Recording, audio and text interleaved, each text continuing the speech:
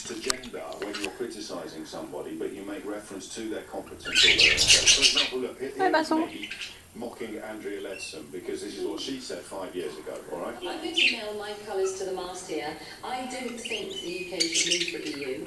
I think it would be a disaster for our economy, and it would lead to a decade of economic and political uncertainty at a time when the tectonic plates of global success... What are you guys squabbling about? Like the rise and fall of the Roman and Greek empires, we are seeing the rise of the Asian and South American economies at a time when our own future is less certain.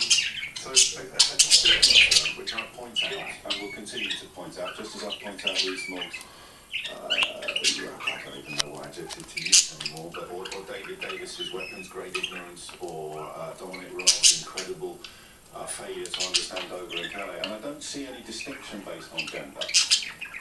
No, okay, that's fair enough. But what I meant was, say, the attacks on women like Luciana Berger, for example, those female Jewish MPs who have spoken out against anti-Semitism. And Diane Abbott, as a black woman, gets a different brand of abuse than a black man would. It does have an added dimension, but I think it's important not to sort of get overtalking about it and say, oh, well, you know, we've all got to put our coats down for the women to walk across the puddles. It's important to pinpoint precisely where the treatment is based on gender rather than just based on behaviour. Well, don't I think that it is gender-based.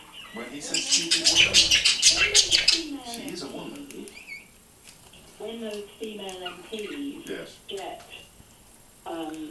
No, I agree with you. On Luciana Berger, on Anna Soubry, on Jeff Phillips, I think there is a misogynistic treatment of the abuse they get.